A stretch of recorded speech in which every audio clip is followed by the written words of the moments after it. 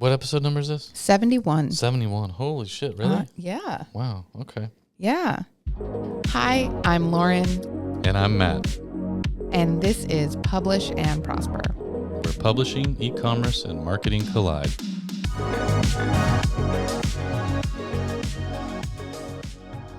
All right. Welcome back to those of you that are coming back. Thank you, I should say, for coming back to another episode. This would be episode 71. Yes, it would. And if we have any new listeners, fingers crossed, thanks for stopping by. I hope you stick around. Depends on how much of that intro I leave in this episode. They might have already left. We'll try not to scare you too much. For the rest of you, you kind of know how this goes. That's true. But episode number 71, here we are. Today we are talking about foreign rights management, international rights, for indie authors specifically. Yeah. This is something that, traditionally published authors and creators, nonfiction or fiction, doesn't matter. They typically don't have to worry about this, A, because, it's handled by the traditional publishing houses, and B, sometimes they don't even get a cut of it. So for all you indie authors, though, who would like to understand more about how to get your work sold, through the foreign rights market, versus, just selling it yourself internationally, which is also fine. This episode is for you. We're going to talk about some really cool stuff in here. A cool platform that we've come across that we really, really like. So we've decided to spotlight that as well because we think, I should just say that very, very rarely do we come across something, maybe a couple times a year if that we feel like is kind of a game changer for indie authors and creators. And I mean something that's not like AI generated, right? Yeah. Like every day I think there's something like, 2,000 new AI companies that are started that all are going to make your life easier as a creator or as a solopreneur or whatever. But it's rare that, more than a couple times a year we come across a tool or a platform or a service where we're like, oh man, this is awesome. This is a game changer. So today we're going to talk about one of those that we've come into contact with, and we really like what we see, and we think it's going to be really helpful for a lot of you. So yeah, absolutely. And also just really helpful. It's a really helpful tool and also a really helpful resource for understanding the things that we're going to be talking about in this episode. Mm-hmm. So make sure you check out the show notes for some links, because we wouldn't even be doing this episode without some of the resources. Should we just say their name? Are we like? Well, I was going to, but I took a pause because I felt like I was talking too much, and then I lost my opening. But yeah, we're talking about DropCap. Okay. DropCap has created a foreign rights marketplace specifically for indie authors to use, and we're really impressed by that platform. But the topic itself of foreign rights is something we get asked about fairly regularly too. Mm-hmm. But unfortunately, until talking to Lindsay and the team at DropCap, we didn't have a lot to offer people other than, we could give you an understanding of what it was. But, outside of working with a traditional publisher, as an indie creator, it's much more complicated without something like DropCap to go after foreign rights sales. It is, and securing contracts, for foreign rights, translations, things like that. So, again, coming across this, we were like, oh, this is awesome. This is different. Let's talk about this. So yeah, absolutely. And we will talk about kind of the different ways that you can go about trying to sell or license your international rights, not just using DropCap, although we'll definitely talk about that, but what the other options technically are for you too. But before we get into that, I do want to touch a little bit on just why, like what it is like we're actually talking about, and why people might have any interest in doing this. Perfect. Especially to make money, right? Yes. Duh. I mean, obviously. Okay. Obviously. But especially if you're listening to this and you're like, hold on. I thought my book was already available internationally. Like, isn't that kind of the whole point of some of the global distribution options or various different sales and retail channels? Like, aren't all these different companies always saying that you ship worldwide and my book is available in markets all over the place? And yes, absolutely. If you have set your book up that way, we're not lying about it being available worldwide. Well, they're not lying. Right. Right. But there's a difference between readers in foreign countries being able to buy your book from whatever website you're selling it from and actually like targeting and like marketing and translating and specifically making your book available in these foreign markets. Right. Yep. Yeah. And that's what we're talking about in this episode. Yeah. 100%. Yeah. So just to kind of clear that up a little bit, I guess we'll start here. Well, I would just add to that. I'm sorry. Go ahead. Again, just to further differentiate, the latter is more proactive and there's more depth to it. Yes. And so again, when you're working with a buyer for the foreign rights of your work, that's a much more, it's almost more like a partnership than you just, dropping your book into global distribution through Ingram or something like that, and knowing that it's available should somebody want it or seek it out, right? That's the difference. Like, yeah, if you publish something, doesn't matter what it is, and you drop it into global distribution with Ingram or, whatever, some of these other retail distribution channels, it is available should somebody seek it out or go after it. It may appear on certain sites, at the top of the page or something like that, but you're not going to get any real there's no incentive for the distribution network to push it, to promote it, to feature it, unless you're utilizing a paid function that they have, and most of them don't really have it for that. When we're talking about this, foreign rights and proactively working with, a buyer overseas in Europe, or if you're in Europe and you want a U.S. buyer, in general, that's a much more proactive relationship. They are purchasing the rights to that book, so they are going to make every concerted effort to make sure they sell it. And that's a very different relationship. It is a very different relationship. And it is also something that is very, you said passive earlier, right? You said passive is like just having your book available.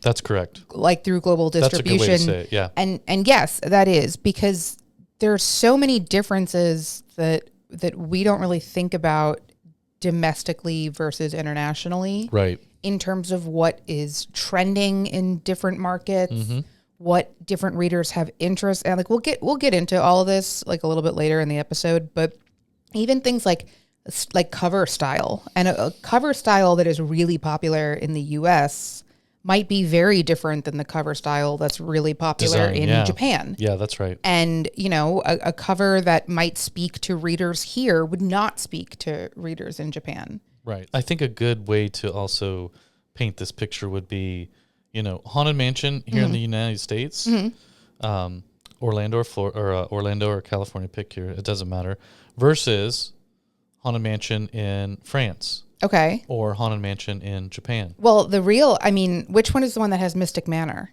That is going to be Japan, I believe. I think you're right. And that's actually probably... Or is that Shanghai? No, it's Hong Kong. Hong Kong. It's Hong Kong that has Mystic Manor, and I believe that is because...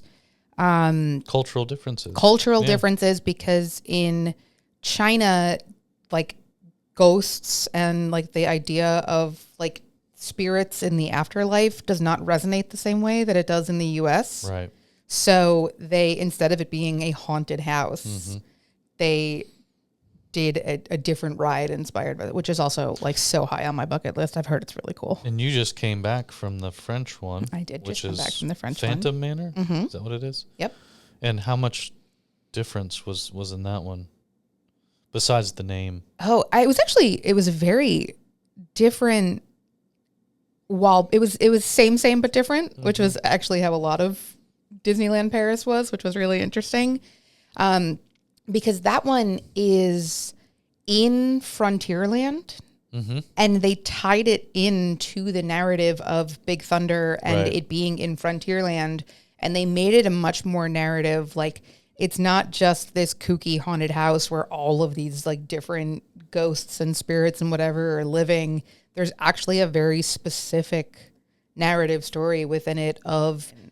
So the foreign rights version of Disney's Haunted Mansion in France is not quite as cool as the American one, but it sounds pretty cool. It was cool. And then obviously the one that we just talked about in Hong Kong, for cultural reasons and differences was changed as well. On a side note, we should get the stretch paintings for this wall. You know, we were talking about like what can we put here? What do we put on this wall? It's like we could move the TV, but I don't think anybody really cares about that. But I actually have the stretch paintings we could put on this. I wonder if that, but then we'd have to zoom out. Well, anyways, we can figure. I feel like between the two of us, we have enough Haunted Mansion merch that we could probably fill this wall. All right, we'll take that offline. Okay. Anyways, so let's get back. We're going to focus on international rights specifically. Yes. Foreign rights contracts and things like that, what they might include. We're going to talk about licensing, permissions. But also keep in mind this covers the rights for things like audiobooks, TV, film adaptations. Yes. Yeah, actually, I think that's an important thing to clarify when we're talking about selling your foreign rights or anything like that. First of all, we're not really talking about selling them unless that is you are licensing your rights, and we'll talk a little bit more about what that specifically looks like later in the episode, but we're not talking about you giving away your rights or selling your rights. You are licensing them out, and it is the same kind of thing that you can do. You can do this with audiobook licensing. You can do it with TV and film adaptations, even something like a special edition. Like if you've ever seen like the book subscription boxes that do like, this is an exclusive Illumicrate edition that has a different cover design and end paper and all that. Like if it's something that was designed in-house by them, they've licensed the rights from the author or the publisher to do that. So that's the kind of thing that we're talking about here. And by licensing your international rights or your foreign rights, you are like, that's a very specific part of what we're doing. That's right. And it might include some or all of those things as well, but that's all up to you. Part of the contract, and that's up to you. You'll decide which of those rights you'd like to license or options, and which ones you would, for sure. Yes. 100%. Yeah. It's also important to note that this is weighted, I don't want to say equally for fiction versus nonfiction, according to Lindsay and some other sources. The foreign rights market, is currently, a little more interested in nonfiction. Really? Apparently outside of the U.S., nonfiction, business books, things like that are really popular. It doesn't mean fiction is not, and that you can't do this for fiction. Of course you can. I think it's just a little bit more competitive per se, but nonetheless, I wanted people to know, again, as usual, we are trying to focus on things that are, as equal or as favorable to both genres, fiction versus nonfiction, but that right now there currently is a bit of a skew towards nonfiction content on the foreign rights side.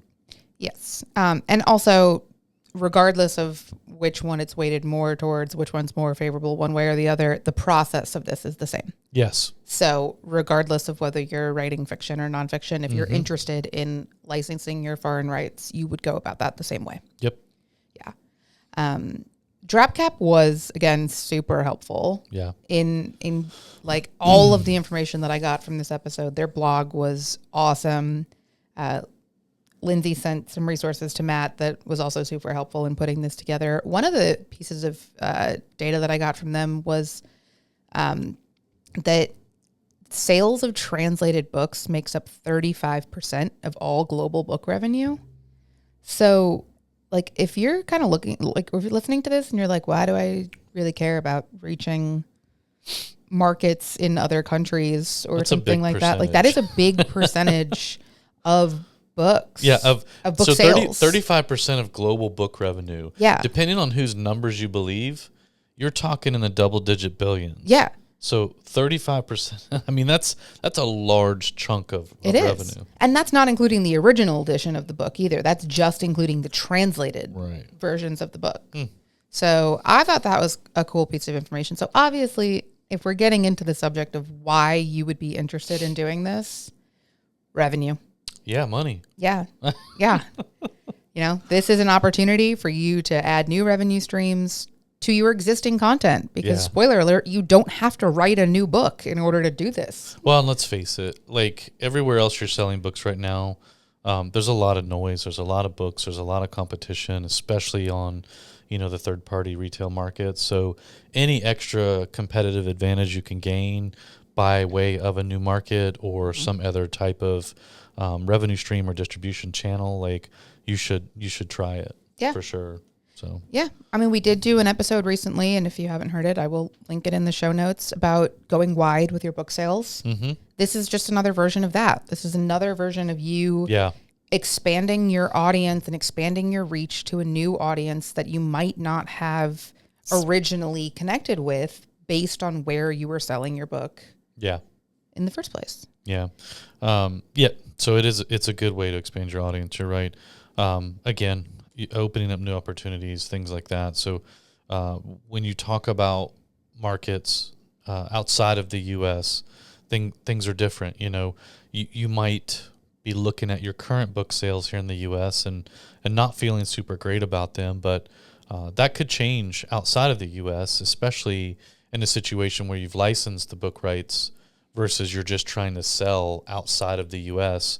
and you're doing everything yourself. When you've got somebody else working to sell that book because they now have an invested interest in it, things are a little bit different. So, the idea that if you're, by your definition, underperforming in the U.S. or in another market, you have the option potentially to offset that and overperform in another market based on, what some of their cultural needs might be, or what's going on, what's trending, what's hot over there at the time. So it's definitely, again, worth a shot for those reasons. Yeah. You also might, depending on what your business goals are and what your goals with your book are in the first place, if you have an interest in expanding your brand into a foreign market, a book is a great way for you to kind of do that and kind of test the waters of a new market and get your name, your brand out there, like kind of fight for some name recognition so that when you do kind of further your efforts of breaking into that market, you already have a little bit of a foothold in there. Yeah. So I think that's a great reason. Or, again, if you're not writing nonfiction, if you're writing fiction and you just want to test it out and see like, hey, what's going on over here? People are interested in, anyone interested in cozy mysteries over here? Like maybe the U.S. is kind of dying down on that one, but Italy is really into cozy mysteries. Is anybody in Italy into cozy Amish vampire mysteries? They could be. I would read that. I'm waiting for you to write it. I would read at least one. I don't know if I'd get past that, but anything with vampires in it, I'm into. If I did want my book listed, yes, in foreign markets or represented by a foreign entity, how would I know if my book is a good candidate? That is a great question. Yeah. Primarily, you're going to want to look at your existing data. You might know for sure, actually, that, it looks like I have a surprisingly large number of newsletter subscribers from this country. Or, if you're selling direct and you have access to your customer sales data from your book sales, you might notice that you have sales data from a certain region outside of your own country. That's a good one. I mean, for those who are selling direct and you have international markets open, meaning, you're actively selling. Some people lock their stores down to the U.S. because, they don't want to deal with the shipping, mapping, or the VAT and tax stuff, which I totally understand. Yeah, absolutely. And then other people are actively selling, direct internationally. If you are and you have that data, I mean, those signals, even just a few book sales in somewhere, like, I don't know, South Korea or Ireland or whatever, that is good data to have. And you can't really have that unless you're selling direct. And those are signals that could be telling you maybe it's worth a shot to try and get your book listed, with a foreign rights entity in some of those areas. Those could be signals telling you like, hey, with a little more effort, somebody representing you or licensing this out to a publisher there or something, you could sell a lot of books there potentially. Yeah. So, and of course, that doesn't mean that if you don't have that data or you don't see that data that you shouldn't consider international No, yeah, sales I or was just anything saying like that. That's that's just a good indicator. That's right. If you're looking for a sign that it's worth your effort to do this, that is one good sign.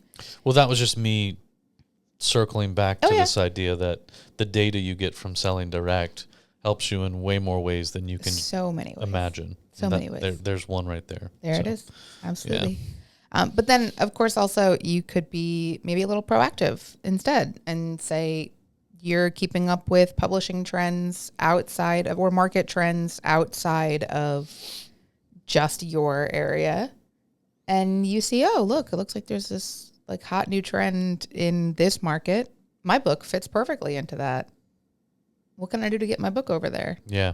So a couple of different ways to do it. But realistically, actually, it's probably the best indicator is going to be the variety of different ways that you actually can go about trying to license your book, your foreign rights to your book, because the end result of all three of these different ways for how you do it is somebody will tell you whether or not your book is a good fit. Well, that's fair. Yeah. Yeah. So let's get into that a little bit. All right. And we'll kind of talk through those in order of, I don't want to say worst to best. No, let's not do that. Let's just talk but about, we'll put them in order of how you've traditionally been able to get your book, your content licensed for foreign rights, all the way up to the most current and newest way to do it, which we think is the best. Love that. How about that? Much better. So the oldest existing path to it would be what? Actually having a publisher reach out to you. Yeah. You know, maybe you see something, and this is something that does still happen for sure. Like, this is not a totally dead possibility, but it is much more passive and much less likely to be something that an author can proactively like try to make happen. And it's going to probably be rare. I think this kind of happens based on book sales. Yes. And for your book sales to be of a volume and or, velocity, I should say, where a publishing company or somebody, a buyer overseas is going to take notice, that's fairly rare. Yes. Yeah. Yeah. So there is a possibility that as a self-published indie author, a foreign publisher could, in theory, reach out to you and say, "Hey, we came across your book because it's selling really well, or there's really good buzz about it online, or we whatever, and we think it would be a really good fit for our market, and we wanted to talk to you about licensing the rights to it." That's right. Which, on the one hand is kind of great for the author because it means you didn't have to put any time, money, effort, expense into securing that. Right. They've come to you. You also then get to keep like whatever profit you make from that licensing sale. Like, you're not splitting it with anybody because with an agent. Yep. Well, maybe not. Well, it just depends. But yeah, the possibility exists that you don't have to give a percentage to an agent. Yes. Yeah. But then, of course, the flip side of that is that, especially if you don't have an agent on hand, you have no opportunity yourself to negotiate That's right. that contract, and you really have no way of knowing whether or not it's even valid, or are these like people in bad faith reaching out to you? Yeah. Is there some kind of clause in here that you wouldn't recognize because you are not a foreign rights agent? That's right. And you didn't realize that you were accidentally signing away the rights to your book for 150 years and not 5 years. And in that respect, it's very similar to the scenario you gave a minute ago, where, again, like the world of traditional publishing, we would never advise that an author or creator goes into a contract with a traditional publisher without the guidance and help of an agent. You know what I mean? They earn their money because of that.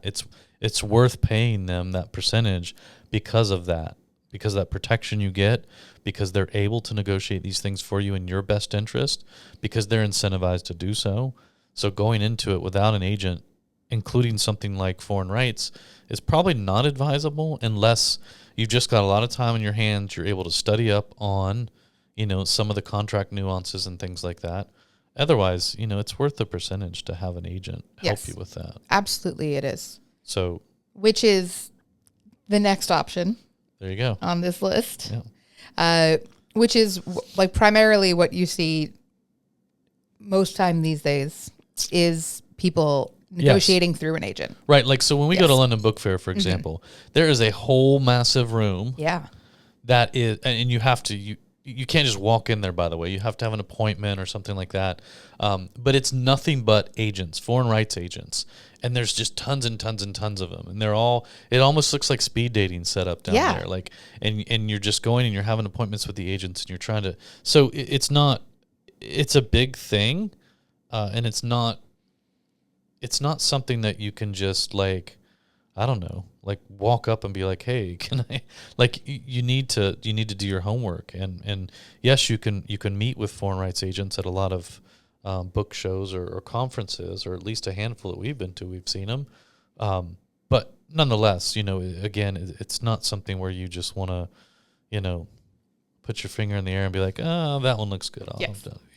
Yeah, this is something that if you have any experience with attempting to query an agent for traditional publishing, it is a very similar system to that, where like, you as the author are going to reach out to potential agents, send them a query letter. If they are interested, they might ask for a copy of your book or a sample of your writing or something like that. And then if they choose to contract with you, then they will do the work of using their connections and experience to try to seek out and negotiate a deal for you. It's always worth noting that just because both with traditional publishing and with like something like foreign rights or whatever, just because you've queried with an agent and been accepted by an agent does not mean they will actually secure a deal for you. There's no guarantee. Yeah. It just means that they believe enough in you that they said, yes, I think I can make something work for you here. So we're going to try it. And it is something that, like we were just saying, agents have a lot of knowledge, experience, resources. Like they've built their entire career on networking with the right people that they know are the right fit. And it's a point of pride for them professionally, for most of them, to be able to say, like, I'm bringing the right book to the right people. That's right. Yeah. So, and they do have the experience. This is where you would want to have an agent who can look at the contract that you're being offered and say, yes, this is a good deal. No, this isn't. I can try to negotiate a better deal for you. Don't ever sign anything that says this and this and it, whatever. Yeah. Yeah. I mean, that's a really good point. Yeah. Again, the similarities are striking between trying to book an agent to license your rights out internationally versus trying to book an agent to actually sell your manuscript to a traditional publishing house. Yes. And all agents, whether it's for the former or the latter activity, they're all going to specialize in certain genres and types of content as well. Yes. So making sure, again, that you're with the right agent based on some of that criteria, I think, is extremely critical. Yes, it is. And that is one of the things that does make this process difficult and time consuming for an author. Is you can't just say, like, I'm gonna Google top 5 agents in the country for negotiating foreign rights deals for books. You have to go find specifically agents that specialize in your genre or are interested in taking on work in your genre or your niche or whatever it is. Right. You can't just assume that all agents are willing to pitch all books to all, or maybe they only work in certain markets. Maybe like there are some agents that specialize in European markets and some agents that specialize in Asian markets. And, you need to pitch your book to the right people. And that absolutely takes time. I will have linked in the show notes. Jericho Writers has a database of agents that you can look at for that. We've referenced in the past the Editorial Freelancers Association and how they have the yes. editorial or the freelance editors database. This is kind of a similar thing to that. So if this is something that you want to look at, I'll have that linked in the show notes so you can check that out. Good. But, that does make it is time consuming. It's something that takes a lot of research. It's something that isn't always super accessible. Like Matt said, you can try doing the speed dating style, meeting agents at different events and stuff like that. But that means that you have to have the time and the budget to go to somewhere like Frankfurt Book Fair, or the Beijing International Book Fair is another one that I saw that was. Don't forget London. Well, yes, but you already said London, so I did. We'll say it again. All right. So, there's like, not everyone can just fly to Germany to meet some people and not even be guaranteed that they're going to get a meeting. Maybe you know this. I haven't thought about it lately, but we used to have BEA in the States, where they also did this. Now that BEA is gone, I know that the U.S. Book Show is now a thing, but I don't know if they do that or not. Do you know of any shows in the U.S. where you're able to meet with foreign rights agents? Not that I know of. Not that I know of, and I think that was kind of one of the big, like, gaps left behind by. If you're not familiar, BEA was Book Expo America. It took place at the Javits Center in New York, usually in the first weekend of June every year, and it was kind of a two-part convention in that the first couple of days were BEA, and they were industry exclusive, pretty much. Like, you had to have some kind of publishing credentials in order to buy a ticket to that part of the event. And then it would shift on Saturday and Sunday into BookCon, and BookCon was a like reader focused general public was general. Yeah. You could buy tickets to it. They would have things like author signings and vendors that had really cool like book merch. And so it was much more like a Comic-Con-esque thing, as opposed to I loved BookCon. R.I.P. Truly, it was a pandemic death. Although I personally think that was an excuse. Well, yeah. But it was the first half of those, like Wednesday, Thursday, Friday, were industry focused days. And I don't think that there is something that has come up to replace that in the time since then. I don't know. That leads us into the third way that you can do that. And this is why we really like DropCap. Yes. They took the time to develop a rights marketplace specifically so that indie authors could have a place to easily, try and do just that, license the rights to their content internationally without having to go through some of the other steps that we just talked about. It's such a really cool platform that they've built, and it's really easy to use. If you're an indie creator, it's as simple as going to their website and signing up for an account and listing your work, essentially, your book. What happens is they, on the other side of that platform, they have buyers that they've been working with for years and years and years. Lindsay and her team, they're all experienced foreign rights agents, and they all have their various genres and backgrounds that they work in, and they run the gamut from fiction through nonfiction. But nonetheless, they've built this marketplace. It's a wonderful website. And again, you list your book on the marketplace. They've got on the other end of that marketplace buyers who are looking for, so they'll just come to the marketplace. They'll look for books that fit the content that they're wanting to purchase or license the rights to. And then DropCap handles all the transactions for you.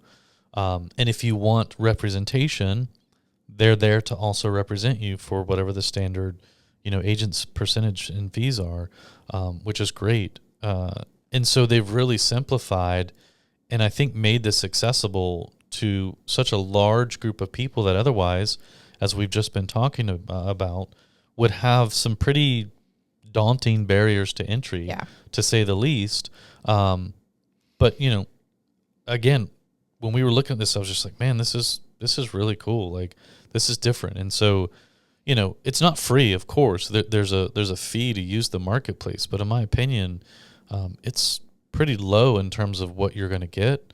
And again, to be able to have access to that and to have your content listed where, if I'm not mistaken, almost 3,000 different rights buyers use this platform regularly to look for, new pieces of content to buy and license. So, when we came across this, we were like, man, we just, we wanted to do an episode on foreign rights, but it was a little complicated because we felt like there wasn't a good solution that we could offer indie authors and indie creators, and coming across this, we're like, well, we need to do this for sure. So yeah. And as we've said in past episodes before, this is not an ad. We don't do sponsored episodes. We don't do sponsored plugs. This is genuinely a tool that we've come across recently and been like, wow, this is really cool. We want to tell our listeners about this. Well, yeah. I mean, yes and no. I think that absolutely we want to tell about it, but at this point, I would treat it like a big old ad because we're that fond of it. But yeah, they're not paying us to say nice things about them. No. It's an ad in the sense that we found this tool. We think it's really cool. Yeah. We're going to hype it up because, again, we think it's really cool, not because they're paying us money to say nice things about them. Yeah. I'm too expensive to say nice things. People can't afford what it would cost for me to say something nice. I was going to say that's actually probably very true. Also, anyone who knew you well would just go, oh, there's something fishy happening here. He's being too nice about this right now. That's very rude.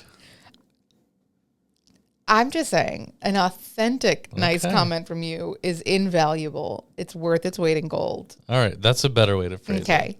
That was nice. There you go.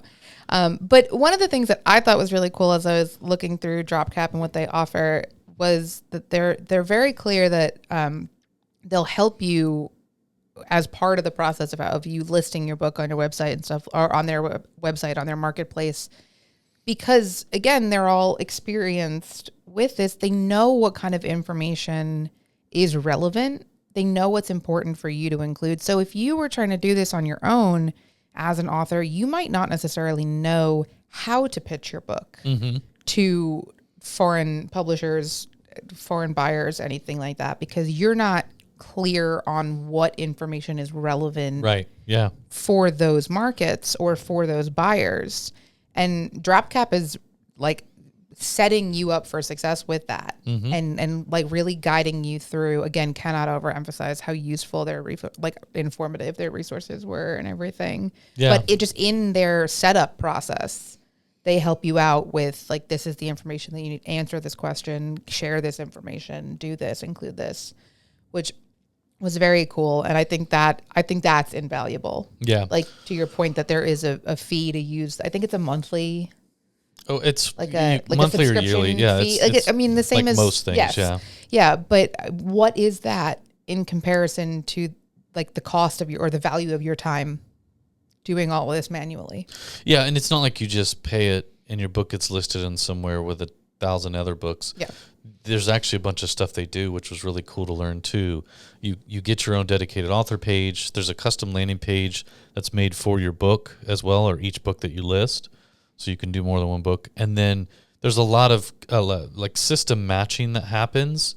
So if, a group of, or a licensee or buyer of rights is looking for the specific type of fiction or nonfiction, you upload your book, landing page is built. They've got this built-in algorithm for mapping and kind of syncing, buyers with content creators. Yeah. And then there's some other cool stuff too. You get access to a bunch of their they've got like some educational courses about foreign rights and things like that. So it's not like you just pay this fee and then you're thrown into like, Facebook Classifieds Marketplace or some crap where it's like basically Dante's, Sixth Ring of Hell or something. But to me, it's just really cool. I like, things. To me, this was very reminiscent of Lulu and why Lulu was even started to begin with all those years ago.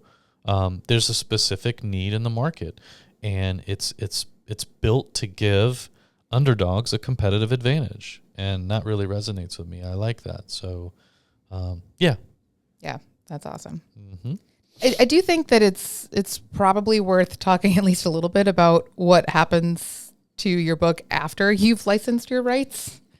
Like what that process actually looks like. And this feels like a moment where I'm going to add the disclaimer to remind everyone that we are not lawyers. We are not rights agents. We are not any of these things. So we're not going to get super fine detail about it. So ask somebody else besides us, basically. Right. Do your damn homework. Right. But basically what you're going to be looking at is like you will be signing a contract. That's what happens. Because you are licensing the rights to your content. You are keeping your copyright. You still retain the rights to your own IP. Right. And make sure that you are not signing anything that changes that. That is something that you definitely do not want to sign. But you are going to be looking at a contract that will include things like terms, like how long they're actually going to have the rights. Yeah. Some places will license rights to something for 5 years, maybe, or they will license the rights, but it's only within these specific countries, or we can only translate it into these specific languages. There will also probably be something included in there that talks about what the go-to-market timeline is. Yeah. Because, and you will see this happen in like TradPub in the US and stuff like that with film rights, where like someone will option the rights to a book and then just sit on them for a decade. Yeah. So, you don't want that to be the case. If somebody buys the rights to your books or license the rights to your books, you do want them to say, like, we promise that we will go to market with this book within 18 months. Well, I will say, though, not that I care to be fair to traditional by any means, but usually when you see those extreme timelines, it's due to creative differences and stuff like that. But yeah, I mean, you're going to want to make sure that you see a go-to-market timeline and understand, because there's work involved for them, right? Yes. They can't just turn around and immediately publish it, and Azerbaijan or wherever it is that they're buying the rights for it to. There has to, in many cases, there's translations that need to happen. Cover probably has to be redesigned. Interior formatting might need to change if it's going to South Korea or Japan or something like that. So, yeah, understanding that timeline, you're right, is extremely important. So the expectations are very clear. Yes. Yeah. And then the other thing that you're going to look at, or actually probably the first thing that you should look at in that is your revenue contract and what that's going to look like. I mean, it might be, that similar to TradPub where they're going to do an advance. They're going to pay you a flat fee in advance for the rights to your book. There might be some kind of royalties deal built into that once you pay through you earn through your advance, here's what your royalties will look like after that. There might be some kind of information about a payment schedule in there. Are you getting paid annually, quarterly, monthly, every time you hit a certain threshold on sales, whatever, blah, blah, blah. And again, all these things are why it's worth having an agent involved in this process, because the agent will be able to negotiate these terms and translate them into something that a layperson will understand. Yeah, the end result is that you are essentially granting permission to foreign publishers and distributors, the ability to publish and sell your book in different languages or versions in countries outside of your home country, right? Yes. So you may or may not be selling or licensing the rights to all versions, one version, different formats. Those are all the things you need to pay attention to and figure out what you care about the most. Obviously, the more versions and formats you agree to licensing, the more money you may make from that. But the flip side of that is you may feel very strongly about, let's say, your book being translated into an audiobook for a market, like, I don't know, let's just throw out Russia, for example. So you may want to think about that. If that's something that concerns you, then you may want to make sure that is not included, right? So that so paying attention to those things, I think, is really important. And I didn't think about this either, but you noted this in the outline. Remember, based on our copyright conversations, copyright law is not universal. Right. So that's a really good point that you make here that in the outline, you need to be very aware about, copyright laws in those areas. And that, again, is what an agent is great for, too, to help advise you on some of those things. Yeah. Yeah, for sure. Also, just a quick note, as Matt was talking about audiobook rights and stuff like that, which is perhaps something that I would love to talk more about in the near future. But that is also something, as you're thinking about licensing your rights one way or another, that can happen domestically as well, specifically with audiobooks. Yeah. That, if you don't have the time or the ability or the access to producing your own audiobook, you may choose to license out the rights exclusively to your audiobook. So you're still maintaining your digital and print rights in a domestic market, but you might license it out to like, oh, this studio is going to produce and distribute my audiobook for me. Yeah. And you see that happen a lot. There are a lot of different ways for that to happen, both domestically and internationally. So that's maybe something we'll talk more about soon. I don't know. Lastly, Trap Matt here. well, I always have the option to not show up that day and just sub in Paul or somebody. Don't be silly. I could talk about audiobooks for a full hour by myself with But an what you empty forget chair. is that I care about all 5 listeners that we have, and maybe I don't want to subject them to you talking about this for an hour. Maybe they'd be interested in it. Well, I don't know. They would need to email in and request If that. anybody, if one person listening wants an episode on audiobooks, That's me know. just Lauren talking for an hour about audiobooks. No, I didn't say that. You did say that. I said that I could do it. Well, but I I'm just, said just nobody wants that, and you proof said I of concept think people do. for an episode in general. I'm going to need more than 1 email request, by the way. Okay. I'm going to need at least 5. It's already on the list. All You 5 already of our approved it. listeners or watchers need to write in and say that they would like to see that or hear that. I can pay some friends. I could get 5 people to send you an email. Oh my goodness! All right, Hi, everyone. we are Okay. We're coming close to the end here, so let's just talk about. So we've talked about most of the important things, but you did mention, and we should follow up with, what actually is going to happen once they have the rights. Real quickly, some of the things that tend to happen is, for most markets, there's going to be a translation that's required. They'll take care of that. It doesn't. Translation's a tough one. It's not as simple as just running it through like Google Translate or something. So Please don't. there are cultural nuances and things that need to be accounted for. It's not just a cut and dry overnight process. So you're going to have some patience there. And that's where you're kind of going to have some faith and trust in your agent and the company that you've licensed the rights to. So, yeah, that's a tough one. I don't want to spend a lot of time on it, but you've linked to an article here that Dave Chesson wrote. It sounds like it's also got some good information in there, especially if you're going to take on, for whatever reason, translation of your works, whether it's for foreign rights licensing or not. Yes. But just know that most of the time they will handle that.